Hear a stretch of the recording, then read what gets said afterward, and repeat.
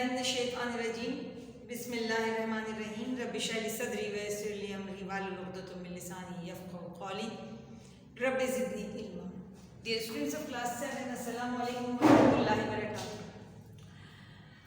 बेटा, हम अर्थमेटिक के क्वेश्चन रैशनल नंबर में काम के साथ मौजूद हैं। गुज़िश्ता रोज़ हमने उसकी एक्सरसाइज नंबर 2.1 की थी, जिसमें हमने रैशनल नंबर्स के मुतालिक काम सीखा था कि रैशनल नंबर्स हमारे क्या हैं। इनमें होल इंटीजर्स शामिल हैं और फ्रैक्शंस शामिल हैं। आज हम फ्रैक्शंस के हवाले से मज़ीद काम सीखेंगे। आप देख सकते हैं बेटा, यहाँ एक वर्ड मैंने लिखा है रेसिप्रोकल, उर्दू में से माकूस कहते हैं। जब हम फ्रैक्शन की बात करते हैं तो रेसिप्रोकल इनवर्स होता है, उलट होता है। माकूस किसी चीज़ का अक्स है, यानी आप आईने में अपना अक्स देखते हैं तो चीज़ उल्टी दिखती है। सीधा हाथ आपको उल्टे हाथ की तरफ दिखेगा, उल्टा हाथ आपको सीधे हाथ की तरफ दिखेगा।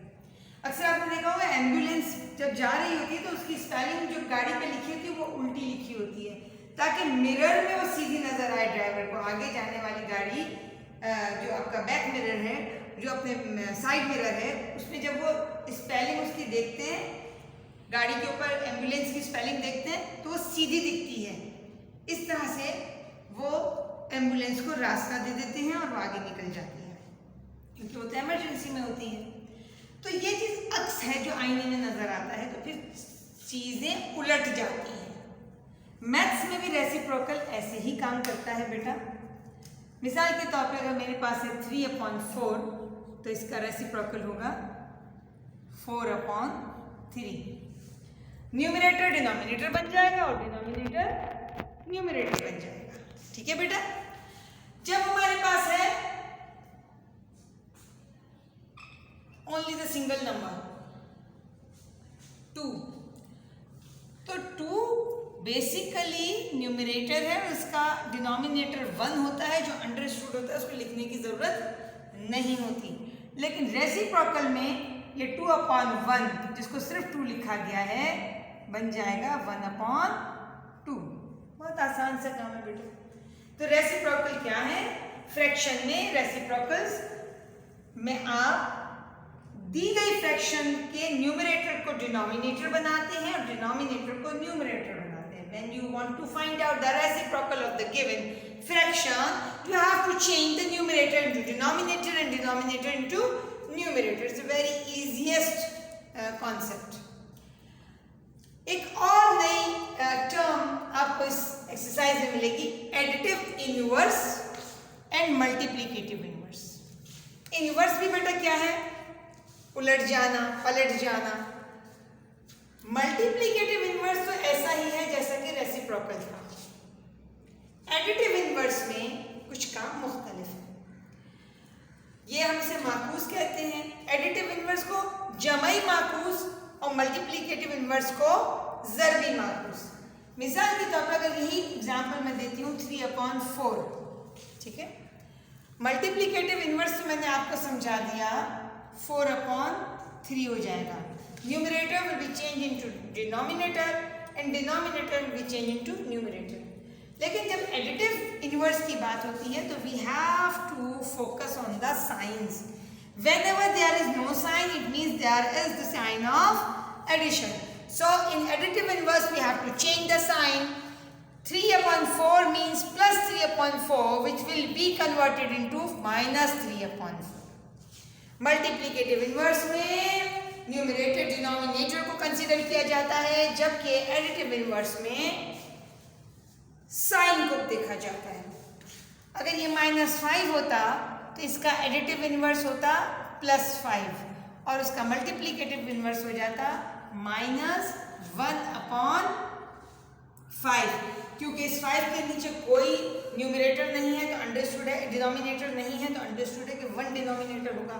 तो उस डिनोमिनेटर को न्यूमरेटर में चेंज किया और न्यूमरेटर को मैंने डिनोमिनेटर में चेंज किया, but there is no change occur with the sign. But in additive inverse we have to change the sign which will be -5 will be changed into +5. I suppose that you are getting the point. Now we are coming towards the written work.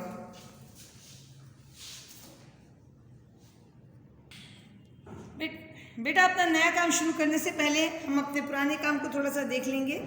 हमने गुज़िश्ता रोज़ जो काम किया था उसको check करते हैं। Exercise 13 पे था, एक्सरसाइज हमने कल की थी। मैं इसका इंडेक्स लिखना भूल गई थी बेटा, तो इंडेक्स में हमने एक्सरसाइज नंबर 2.1 पे काम किया था।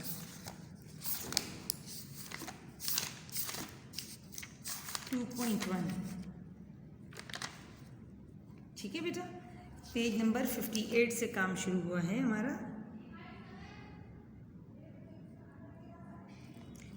अच्छा, यह काम आप देख लीजिए। कल जो हमने डिस्कस की थी एक्सरसाइज, इसका रिटन वर्क है, क्या हुआ।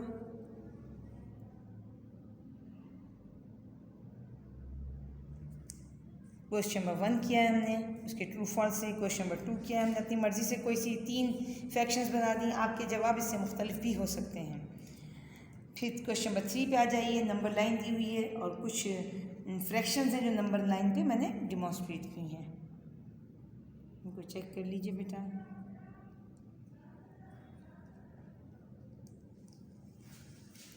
क्वेश्चन नंबर 1 पे ये डिमॉन्स्ट्रेशन है क्वेश्चन नंबर 1 का। तो ये है क्वेश्चन नंबर 2 का डिमॉन्स्ट्रेशन बेटा, ठीक है। फिर ये क्वेश्चन नंबर 3 का 3 नहीं है, हमने इसके ऑड नंबर्स किए थे, तो 1 था, फिर हमने 3 किया, फिर हमने 5 किया है, ठीक है बेटा। फिर हमने क्वेश्चन नंबर 7 किया है और उसके बाद क्वेश्चन नंबर 9 किया है हमने। सारे क्वेश्चंस देख सकते हैं। इसके बाद अगला क्वेश्चन नंबर 4 है। एक नंबर लाइन पे कुछ नंबर डिमॉन्स्ट्रेट थे, उसके हिसाब से हमने ब्लैंक्स को ट्रू फॉल्स हमने किए थे, स्टेटमेंट थे, उसको चेक किया था। ये हम डिस्कस कर चुके हैं, बस रिटन वर्क आपको दिखाना था। अब हम आते हैं आज के काम की तरफ। आज का है 2.2 एक्सरसाइज नंबर।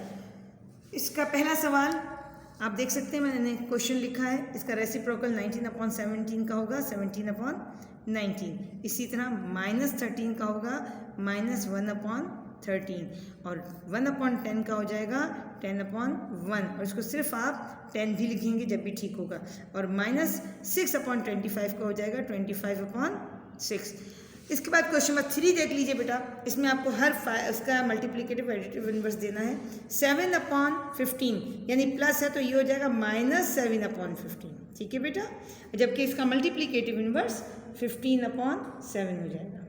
इसी तरह -26 का एडिटिव इनवर्स +26 होगा, जबकि इसका मल्टीप्लिकेटिव इनवर्स -1/26 होगा। इसी तरह से बाकी सारे आप काम कर लेंगे। अगले ये तो 2 क्वेश्चन 1 और 3 हो गए। अगली बात जो आपको समझानी है बेटा, क्वेश्चन नंबर 2 में है सिंप्लीफाइड 9/7 + 15/7। आपको ये काम बहुत अच्छी तरह हम क्लास 5 और 6 में करवा चुके हैं।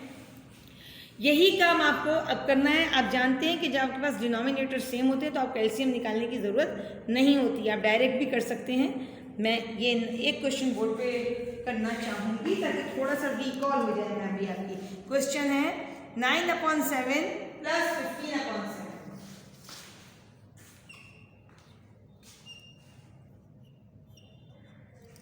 क्योंकि आपके पास डिनोमिनेटर सेम है तो आपको एलसीएम निकालने की ज़रूरत नहीं है। आप इसको एक मरतबा कॉमन लिख देंगे और 7 1 is 7, 7 1 is 7, 9 1 is 9, 9 1 15 1 जा 15। साइन जो दी हुई है वो मैंने लगानी है। आपके पास जवाब आ गया 15 + 9, ये हो गया बेटा 24, ठीक है। 15 और 9 अपॉन 7। और आपके पास रफ कॉलम कॉपी में मौजूद होता है, हम आपको हमेशा रफ कॉलम बनवाते हैं। इस 24 को आप 7 के टेबल में 0 गया तो ये 2 बच गया, 4 आ गया, 7 3 21 तो बच गया 3। The answer will be 3 whole 3/7। ये आपने क्वेश्चन नंबर 2 का पार्ट 1 किया।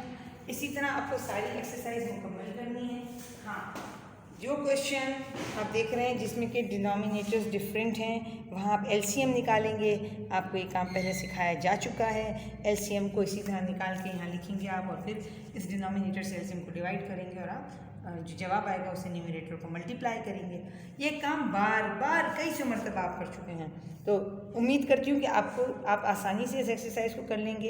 इसी तरह से यहाँ इस एक्सरसाइज क्वेश्चन में जमा और नफ़ी का काम है, जबकि 4 में मल्टीप्लाई का काम है। यानी आप यहाँ डिवाइड करते हैं, तो जब कोई चीज़ डिवाइड नहीं होती तो आप न्यूमरेटर को न्यूमरेटर से मल्टीप्लाई करते हैं और डिनोमिनेटर को डिनोमिनेटर से मल्टीप्लाई करते हैं और आंसर को फिर सिंप्लीफाई करने की कोशिश करते हैं। मिसाल के तौर पे क्वेश्चन नंबर 4 का पार्ट 1, 5/8 मल्टीप्लाई बाय 3/2।